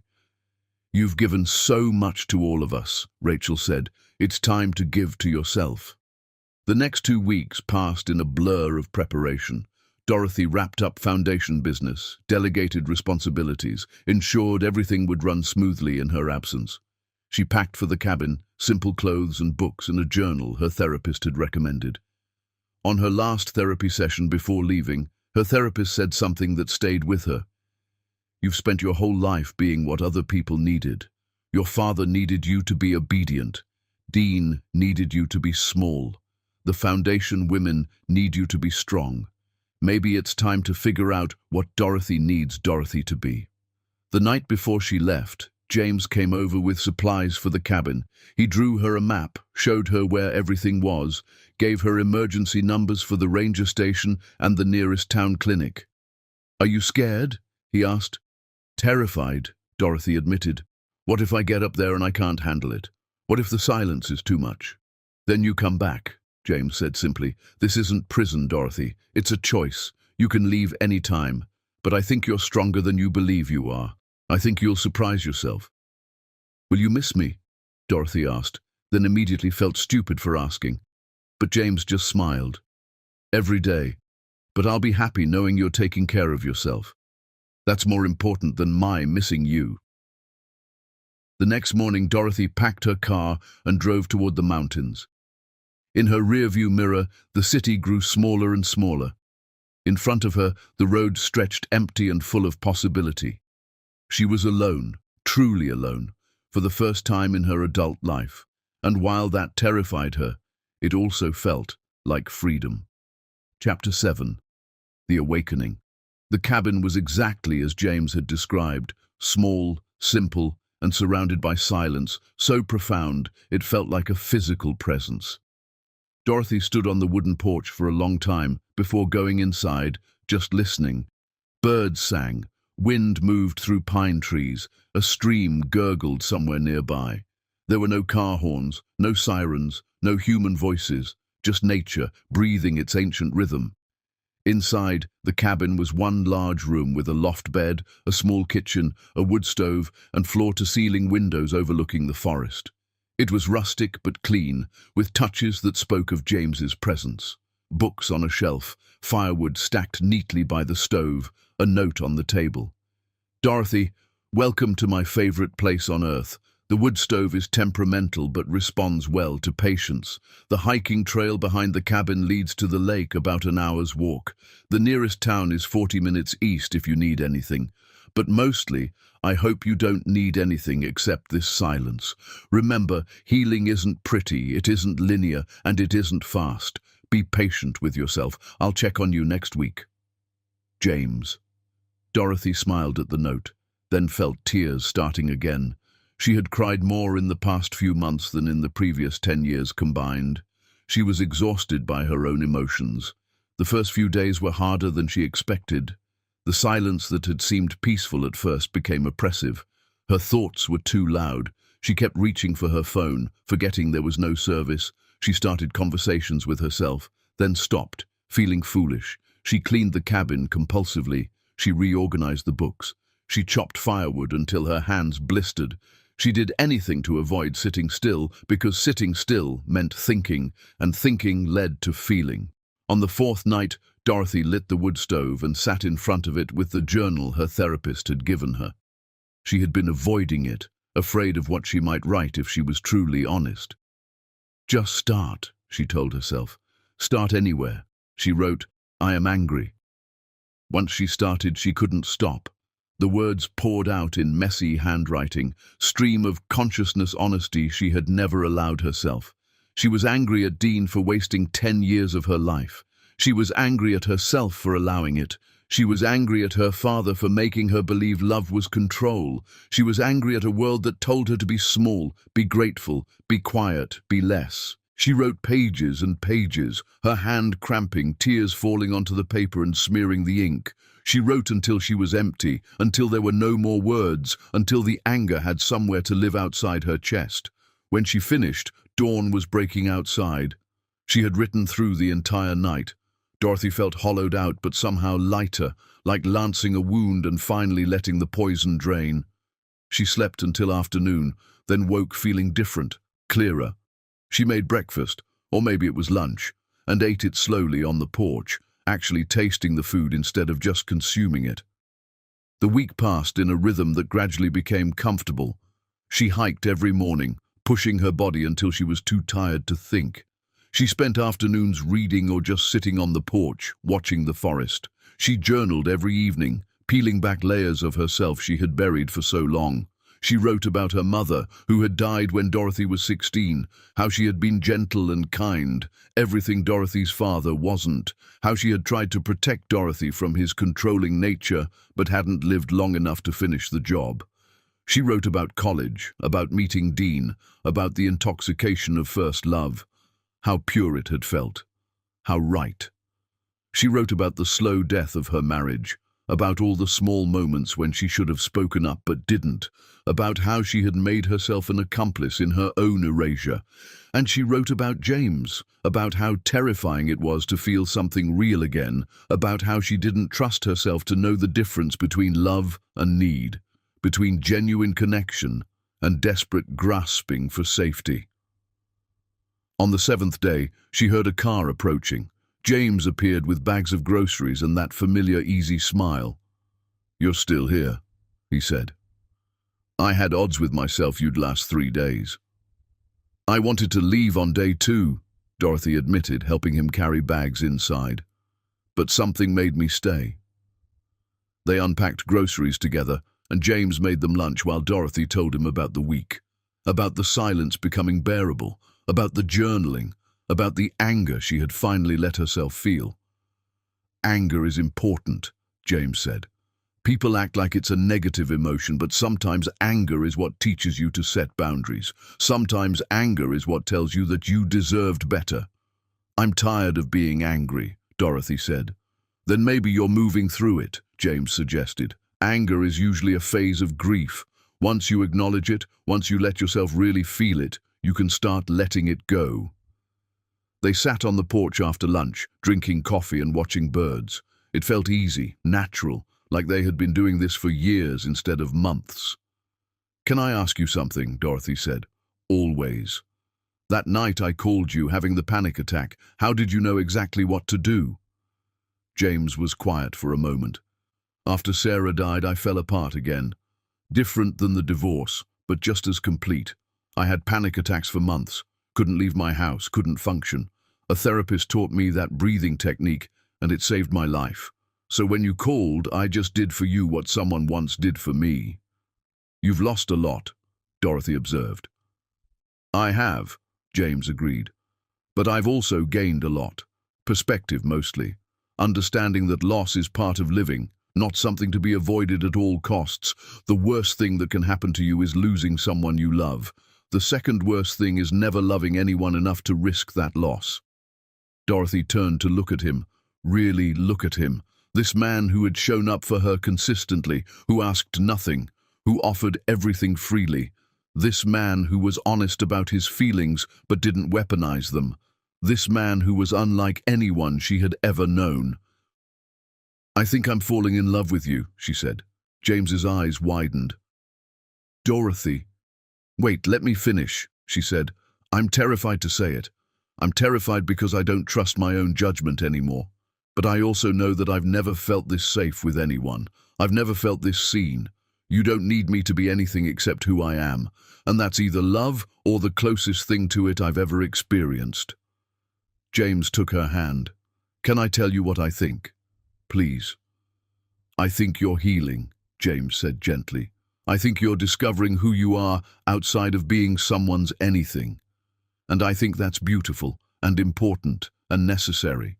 But I also think it would be easy to confuse gratitude with love or safety with romance. I don't want to be your next chapter before you've finished writing this one." Dorothy felt tears welling up, but she wasn't sure if they were from disappointment or relief. "So what do we do?" "We keep being honest," James said. "You stay up here for the rest of your month. You keep doing the work of figuring out who Dorothy is. And when you come back, if you still feel this way, we'll explore it. Together. As equals. No rushing, no pressure, no desperate grasping for something to fill the void. Just two whole people seeing if they fit." "And if I change my mind?" Dorothy asked. "Then we stay friends," James said simply. "I meant what I said before. Your happiness matters more to me than my own feelings. If being friends is what's right for you, I'll be the best friend you ever had." Dorothy squeezed his hand. "How are you real?" "Therapy and time," James said, making her laugh. "And one really good friend who taught me what unconditional support looks like." They talked until sunset, about everything and nothing. When James prepared to leave, he hugged her goodbye, and the hug felt different this time, more tender, more aware, more full of possibility and patience. "3 more weeks," he said. "You've got this." "What if I don't?" Dorothy asked. "Then that's okay too," James said. "There's no prize for healing fast. Take the time you need." After he left, Dorothy sat on the porch in the gathering darkness and thought about his words. 2 whole people, that's what he wanted. Not someone who needed saving, not someone using him to fill a void, but someone who was complete in herself and chose to share that completeness with him. She spent the next 3 weeks working on becoming whole. She hiked every day, pushing herself further each time. She read books she had been meaning to read for years. She cooked meals just for herself, elaborate dishes that took hours, learning to enjoy her own company. She wrote letters she would never send. To Dean, telling him all the things she had never said. To her father, explaining why she had chosen her own path. To her mother, telling her about the woman her daughter had become. And she wrote to herself, the woman in those early photographs who had believed love was enough. She forgave her for being naive. She thanked her for having the courage to choose love over money. She promised her that it wasn't all for nothing, that those years of pain had taught her what genuine love should look like. By the end of the month, Dorothy had filled 3 journals. She had hiked every trail within 10 miles of the cabin. She had spent entire days without speaking a word and learned that silence wasn't loneliness, it was peace. On the last morning, she packed her car slowly, saying goodbye to each part of the cabin that had become home. She left James a note on the table next to the one he had left her. "James, thank you for this gift. I came here broken and scattered. I'm leaving here whole, or at least on my way to whole. I'm ready now, for whatever comes next, for whatever we become. But mostly, I'm ready to be me. See you in the city. Dorothy." She drove back down the mountain with the windows down, singing along to the radio, feeling lighter than she had in years. She didn't know what the future held. She didn't know if she and James would become something more or stay friends. But for the first time in her adult life, she was okay with not knowing. She was okay with just being Dorothy, whoever that turned out to be. Chapter 8. The Phoenix Rises. 6 months after leaving the cabin, Dorothy stood in front of a mirror and barely recognized the woman looking back at her. She wore a simple blue dress, her hair styled, but not overly so, minimal makeup. But it wasn't the outside that had changed. It was something in her eyes, something in the way she stood. She looked like someone who knew her own worth and didn't need anyone else to confirm it. Tonight was the grand opening of the first New Beginnings Center, the culmination of months of planning, building, and pouring her heart into something meaningful. The center occupied a renovated building downtown, 3 floors of classrooms, counseling rooms, childcare facilities, job training labs, and quiet spaces for women to just exist without judgment. "You ready?" James appeared in the doorway of the office where she was preparing. He wore a suit that somehow made him look both professional and approachable. 6 months of working closely together, of building this dream into reality, and he still made her heart skip a little when he smiled at her like that. "I'm terrified," Dorothy admitted. "What if nobody comes? What if we built all this and it doesn't help anyone?" "Then we'll figure out what does help and do that instead," James said. "But I don't think that's going to be a problem. Have you seen the waiting list?" He showed her the tablet. Over 300 women had signed up for various programs at the center: education courses, career counseling, therapy groups, legal aid consultations. The need was overwhelming. "We need 10 more centers," Dorothy breathed. "Then we'll build 10 more centers," James said simply. "One step at a time." The opening event was everything Dorothy had hoped for and more. Women arrived with their children, with their friends, with hope written on their faces. Rachel was there, now completing her master's degree and volunteering as a mentor. She gave Dorothy a hug that lasted a long time. "You gave me my life back," Rachel whispered. "Now I get to help give other women theirs. That's a legacy, Dorothy. That's real." The mayor spoke. Local business leaders pledged support. But the moment that made Dorothy cry was when one of the women from that first support group stood up and shared her story. "A year ago, I was sleeping in my car with my kids," the woman said. "I'd escaped an abusive marriage with nothing. I didn't know where to turn or how I would survive. Then I met Dorothy at a support group. She didn't just hand me money. She didn't just solve my problems. She believed in me when I had forgotten how to believe in myself. Today, I have a job. I have an apartment. My kids are in school. And I'm studying to become a counselor so I can help women like me. That's what this center does. It doesn't save you. It gives you the tools to save yourself." The room erupted in applause. Dorothy couldn't stop crying. James handed her a tissue and whispered, "This is what it's all about. Remember this moment." After the formal presentations, Dorothy walked through the center with James, watching women explore the different rooms, sign up for programs, talk to counselors. The childcare center was full of kids playing while their mothers attended orientation sessions. The computer lab buzzed with women learning new skills. The quiet room had women sitting in meditation or just breathing, giving themselves permission to rest. "We did this," Dorothy said, taking James's hand. Over the past 6 months, they had moved slowly, carefully, from friends into something more. No grand declarations, no dramatic moments, just a gradual deepening of connection that felt as natural as breathing. "You did this," James corrected. "I just helped with the logistics." "We're a team," Dorothy insisted. "Equal partners." James squeezed her hand. "Equal partners," he agreed. As the event wound down, Dorothy found a quiet corner to catch her breath. She pulled out her phone and saw a message from an unknown number. Her heart sank, then steadied.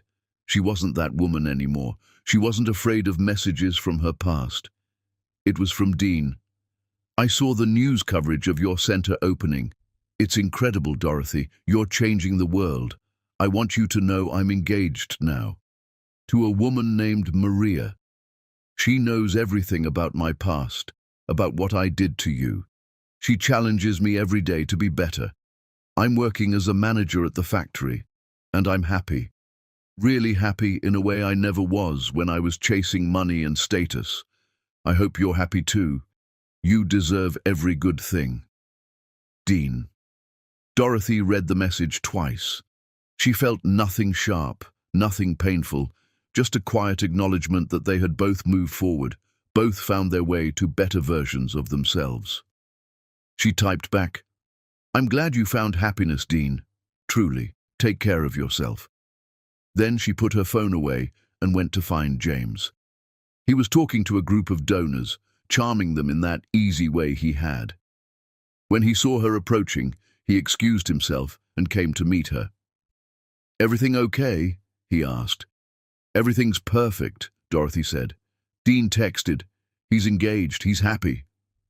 James searched her face. "How do you feel about that?" "Relieved," Dorothy said honestly. "He deserves to be happy, we all do." "Dance with me," James said suddenly. "There's no music," Dorothy laughed. "So we'll make our own," James said, pulling her close. They swayed together in the empty hallway, just the two of them, the sound of their breathing and the distant hum of conversation from the main room. "I love you," James said quietly. "I know we said we'd take it slow, but I need you to know. I love who you are. I love who you're becoming. I love building this with you. I just love you." Dorothy looked up at him, this man who had waited patiently while she found herself, who had supported without smothering, who had loved without possessing. "I love you too," she said. "For real this time. Not need, not gratitude, not fear of being alone. Just love." James kissed her, and it felt like coming home to a home they had built together, piece by piece, day by day. The weeks following the center opening were chaos. Media coverage brought more donors, more women seeking help, more opportunities to expand. Dorothy and James worked 18-hour days, building systems, hiring staff, opening satellite locations. They moved in together not because they had to, but because they wanted to. James's apartment became their apartment, and they decorated it together, choosing things they both loved instead of compromising or one person deciding for both. One evening, after a particularly long day at the center, they collapsed on their couch with takeout containers and exhausted smiles. "I have a question," James said between bites of noodles. "Shoot," Dorothy said. "What would you think about opening a center in that mountain town near the cabin? It's underserved, and there's a building for sale that would be perfect." Dorothy considered. "That would be center number 5. Are we ready to expand that fast?" "We're ready," James said. "But more importantly, you're ready. You're not that woman who was afraid of her own shadow anymore. You're the woman who changes lives. So yes, I think we're ready." Dorothy smiled. "Then let's do it. But I have a condition." "What's that?" "We keep the cabin," Dorothy said. "We go there once a month, just us, to remember why we're doing this, to stay grounded, to breathe." "Deal," James said. "Although I have a counter-proposal." "Oh?" James set down his takeout container and pulled a small box from his pocket. Dorothy's breath caught. "Before you panic," James said quickly, "this isn't what you think it is. Or maybe it is, but with a Dorothy and James twist. Open it."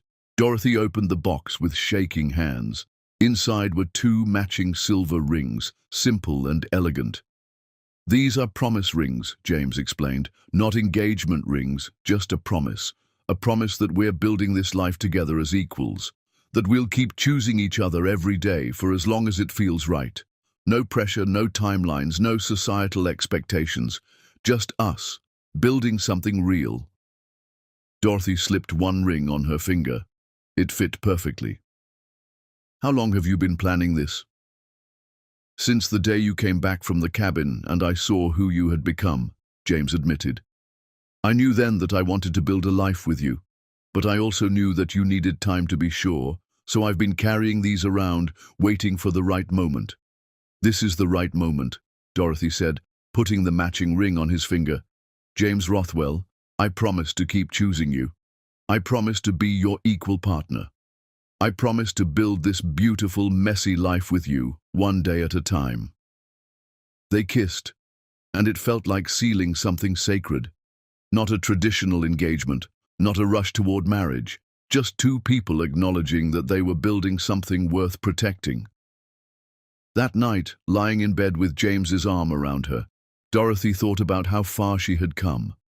From the woman in the black coat, hiding who she was, to the woman wearing a simple silver ring, proud of everything she had become. Her phone buzzed one last time, a message from Rachel. "Dorothy, thank you isn't enough for what you've done for me and for hundreds of other women. But I want you to know something. You didn't just build a center, you built a movement, you built hope, and that's everything." Dorothy smiled in the darkness and whispered to James, "We built hope." "No," James whispered back, "you built hope. I just had the privilege of watching you do it." Dorothy fell asleep feeling something she had never truly felt before, complete. Not because of James, though he was part of it. Not because of the centers, though they were part of it too, but because for the first time in her life, she was exactly who she wanted to be. No masks, no hiding, no making herself smaller. Just Dorothy, building a life worth living, with someone who valued every part of her journey. Chapter 9. The Reckoning. The invitation arrived on a Tuesday morning, delivered by courier in a cream envelope with gold lettering. "You're invited to the Grand Belmore Hotel Annual Charity Gala, an evening to celebrate community leadership and philanthropic excellence." Dorothy held the invitation, her hands steady in a way they wouldn't have been a year ago. The Grand Belmore, the same ballroom where her old life had ended and her new one had begun. The same marble floors where she had walked out wearing that necklace and never looked back. "Are you going to go?" James asked, reading over her shoulder while making breakfast. "I don't know," Dorothy admitted. "Part of me wants to. But another part of me thinks it's stirring up old pain for no reason." "What if it's not about old pain?" James suggested. "What if it's about showing yourself how far you've come? Not proving anything to anyone else, just acknowledging your own growth." Dorothy turned the invitation over in her hands. "The foundation is being honored as Community Organization of the Year. That's why we're invited." "Then you should definitely go," James said. "Accept the recognition. Let those people see what you built from the ashes of that night. Not for revenge, just for truth." Dorothy made the decision that afternoon. She would go. She would accept the award on behalf of all the women her foundation had helped. She would walk into that ballroom with her head high, not as Dean Brando's humiliated wife, but as Dorothy Taylor Ashford, founder of New Beginnings, partner to a man who valued her and someone who had transformed pain into purpose. The night of the gala, Dorothy chose her outfit carefully. Not the celestial star necklace this time, not the coat and hidden diamonds, just a simple emerald green dress that made her feel beautiful without trying to prove anything. She wore the silver promise ring James had given her and a smile that came from genuine happiness rather than defensive pride. James picked her up in a simple suit, nothing flashy. They drove to the Grand Belmore together, and when they pulled up to the entrance where those 10 Rolls-Royces had once waited, Dorothy felt a moment of vertigo.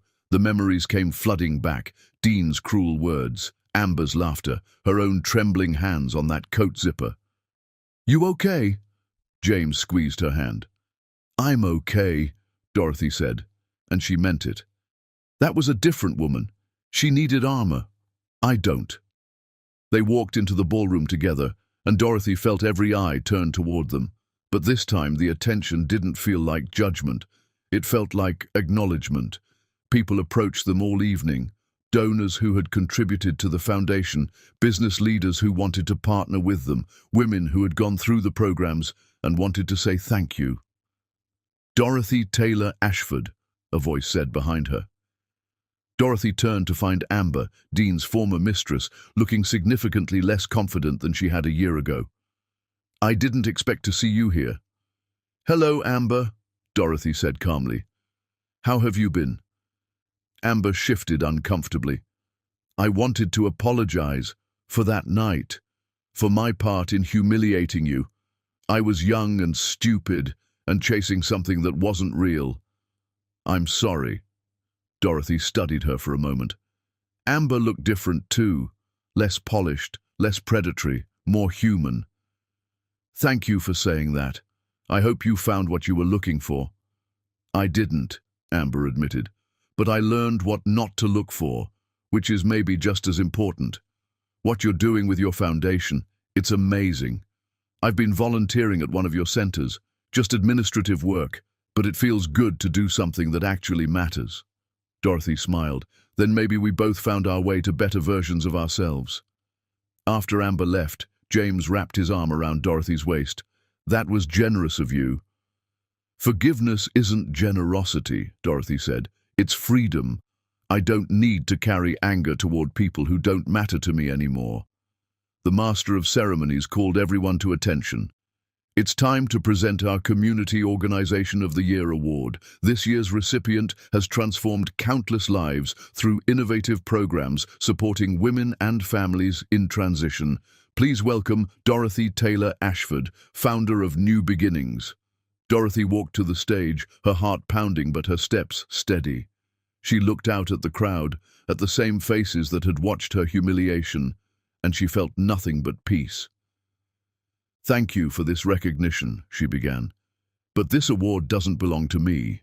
It belongs to Rachel, who went back to school and is now mentoring other women. It belongs to Sarah, who escaped an abusive situation and is raising her children in safety. It belongs to Maria, who believed she was too old to start over and is now running her own bakery. It belongs to every woman who looked at her reflection and decided she deserved better, then did the hard work of becoming better. She paused, scanning the crowd, and her eyes caught on a familiar face near the back. Dean stood there, with a woman beside him who must be his fiancée Maria. He looked different, humbler. He was watching Dorothy with something like pride in his eyes, and when their gazes met, he nodded once, a gesture of respect. Dorothy nodded back, acknowledging him, acknowledging their shared past, acknowledging that they had both survived and grown. Then she continued her speech. A year ago, I stood in this room wearing an expensive necklace, trying to prove I was worth something. Tonight, I stand here wearing a simple dress and a silver ring that cost less than dinner, and I know my worth. Not because of what I own, but because of what I've built. Not buildings and programs, though those matter, but connection, community, hope. That's what New Beginnings is about. Not saving anyone, but giving women the tools to save themselves. Thank you for recognizing that work, and thank you to every woman who had the courage to walk through our doors and say, I deserve better. You are the real heroes of this story. The applause was thunderous. Dorothy walked off the stage and straight into James's arms. He held her tight, whispering, I'm so proud of you. I'm proud of me too, Dorothy whispered back. After the official presentations, people mingled. Dorothy found herself face to face with Dean and Maria. Up close, Maria was beautiful in an understated way, with kind eyes and a firm handshake. Dorothy, this is my fiancée, Maria, Dean said. His voice was different, softer, more genuine. Maria, this is Dorothy. I've heard a lot about you, Maria said warmly. Dean's been very honest about his past. I appreciate that, and I want to thank you. Thank me? Dorothy was surprised. For not letting him destroy you, Maria said. For building something beautiful instead of something bitter. You could have spent your life trying to hurt him back, but you didn't. You built something that helps people. That takes real strength. Dorothy liked Maria immediately. He's lucky to have you. We're lucky to have each other, Maria said, taking Dean's hand. We're both doing the work to be better people. That's all anyone can do. Dean spoke then, his voice humble. Dorothy, I want you to know something. I'm in therapy. I'm working on understanding why I became that person, why I needed to make you small to feel big. I'm becoming someone my kids will be proud of someday. Not the man who built an empire, but the man who learned what actually matters. I'm glad, Dorothy said. And she meant it. We all deserve second chances, especially the ones we give ourselves. They talked for a few more minutes. Easy conversation between people who had been through hell and come out the other side separately, but similarly transformed. When they parted, Dorothy felt a final door closing. Not with sadness, but with closure. James was waiting for her at their table, and when she sat down, he pulled her close. How do you feel? Complete, Dorothy said. This was exactly what I needed. To come back here not as a victim, not as someone seeking revenge, but as someone who moved forward and built something meaningful. To face Dean and Amber and everyone who witnessed that night and show them that I'm okay. Better than okay. I'm happy. You are happy, James observed. It shows. You practically glow these days. That's love, Dorothy said, kissing him softly. The real kind. The kind that doesn't ask me to be smaller or different or anything other than exactly who I am. As the gala wound down, James stood and offered his hand. Dance with me? This time with actual music? They moved to the dance floor and Dorothy rested her head on James's shoulder, swaying to the music. Around them, other couples danced, the same society people who had ignored her or pitied her or judged her. But Dorothy didn't care about them anymore. She cared about the man holding her, about the women in her programs finding their strength, about the life she was building one intentional choice at a time. I have something for you, James said as they danced, but I want to wait until we're somewhere more private. Should I be nervous? Dorothy asked. Only if the idea of forever makes you nervous, James said, smiling mysteriously. They left the gala together, hand in hand, walking past the spot where Dorothy had removed her coat and changed her life. This time, she didn't need to remove anything or prove anything. She was already exactly who she needed to be. In the car, James pulled out an envelope. This isn't a proposal. Well, it's a proposal, but not that kind. Dorothy opened it to find architectural plans. What is this? Remember when we talked about opening a center near the cabin? James said. I found the perfect building. It's an old schoolhouse, beautiful bones right in the heart of town. I wanted to know if you'd like to design this one together. Make it exactly what those women need. Equal partners, equal vision. Dorothy looked at the plans, at the possibilities, at the future they were building together. Yes, absolutely, yes. There's one more thing, James said, pulling out a second envelope. This is an invitation to Christmas dinner at my daughter's house. She wants to meet the woman who has her dad smiling again. No pressure, but I'd love for you to be there. Dorothy felt tears welling up, but they were happy tears. James was inviting her into his family, into his life, not as someone who needed saving, but as someone he wanted beside him. I'd love to meet your daughter.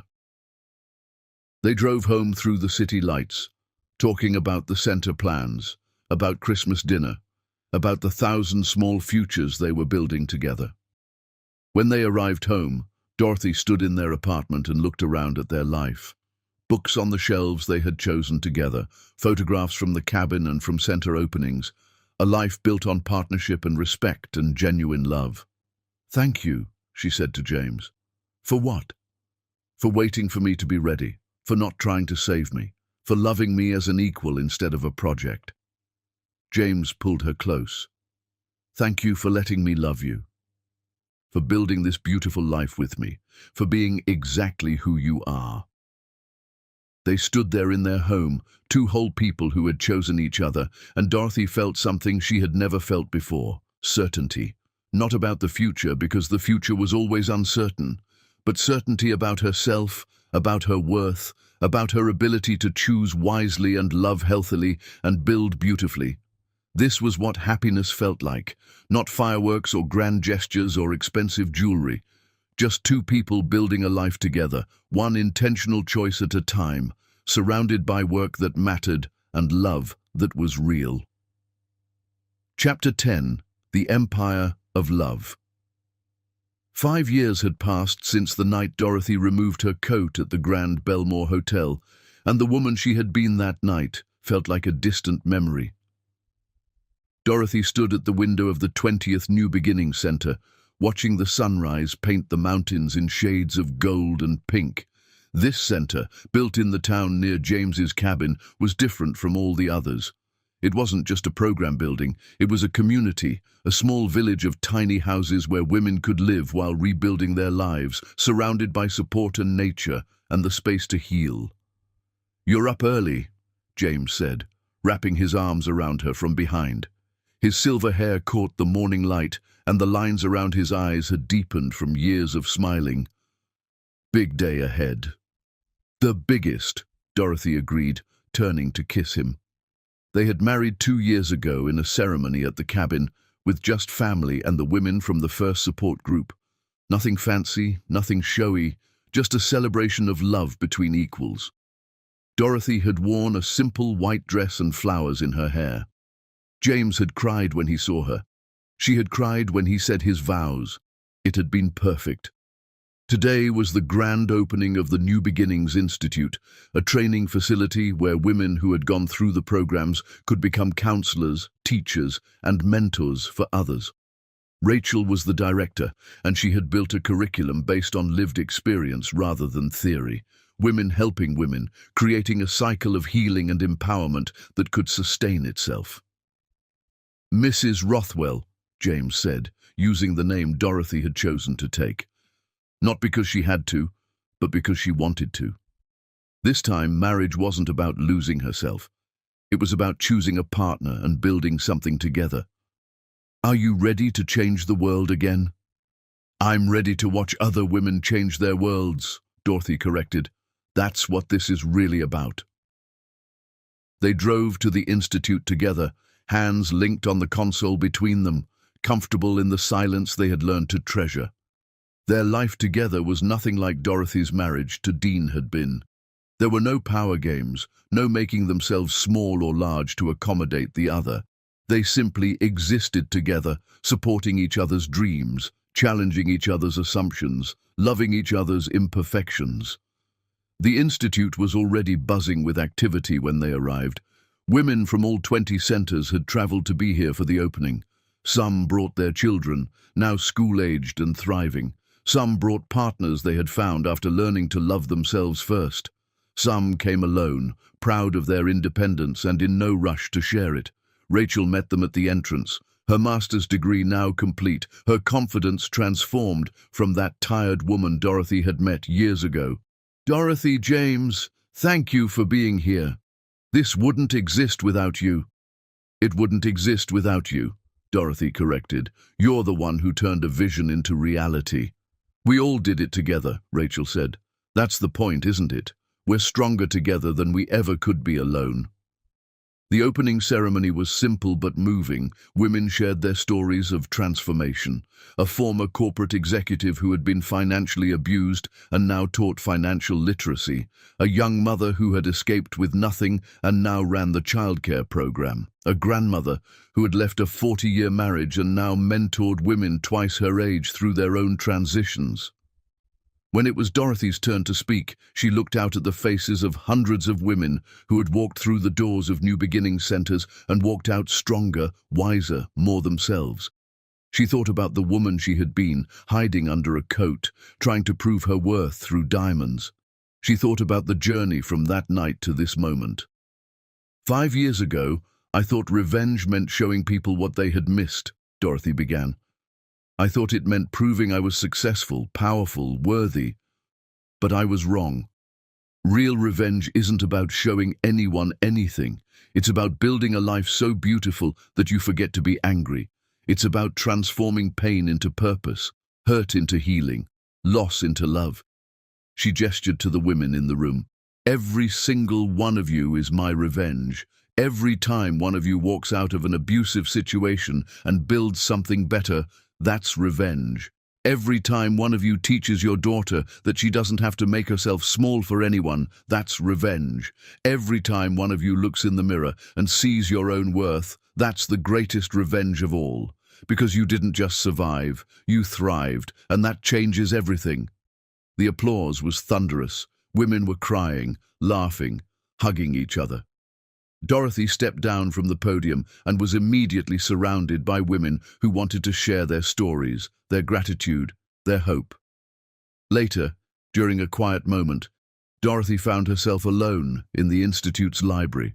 She had designed this room herself, making it feel like the cabin where she had learned to heal. Floor-to-ceiling windows overlooking the forest, comfortable chairs arranged in circles rather than rows, books about resilience, healing, growth, and the messy, beautiful work of becoming whole. A knock on the door made her turn. A young woman stood there, maybe 25, with nervous eyes and clasped hands. "Mrs. Rothwell, I'm sorry to interrupt. I just wanted to thank you." "Please call me Dorothy," she said, gesturing to a chair. "What's your name?" "Jasmine," the woman said, sitting down. "I've been in the program for 6 months. I left my husband because he did what your first husband did. Made me feel worthless. Made me believe I was lucky he put up with me. I saw a video of you from that night at the gala. I've watched it probably 100 times. Dorothy's chest tightened. That video still circulated online, the moment that had changed her life captured forever on dozens of phones. She had stopped watching it years ago. "What did you see when you watched it?" Dorothy asked gently. "I saw a woman who decided she was done being small," Jasmine said. "I saw a woman who chose herself, and I thought, if she can do that, maybe I can too. So I left. I came here, and now I'm enrolling in the Institute program. I want to become a counselor. I want to help other women see what you helped me see." Dorothy felt tears sliding down her cheeks. "What did I help you see?" "That I was never the problem," Jasmine whispered. "That I deserved better. That choosing myself wasn't selfish, it was survival. You gave me permission to save my own life." They talked for an hour about Jasmine's journey, her plans, her dreams. When the young woman left, Dorothy sat in the library for a long time, thinking about how one moment of courage could ripple out in ways she never imagined. That night at the gala, she had just been trying to survive. She hadn't known she was starting a revolution. James found her there as the sun was setting, painting the forest in amber light. "There you are. People are asking for you." "James, can I tell you something?" Dorothy asked. "Always," he said, sitting beside her. "I'm happy," Dorothy said. "Not just content, not just okay. Genuinely, deeply happy. I wake up excited about the day. I go to bed grateful for the life we've built. I love you in a way I didn't know love could feel. And I keep waiting for it to fall apart, for something to go wrong, because I spent so long believing I didn't deserve this." James took her hand, the one wearing both her wedding ring and the promise ring he had given her years ago. She had never taken the promise ring off, even after they married.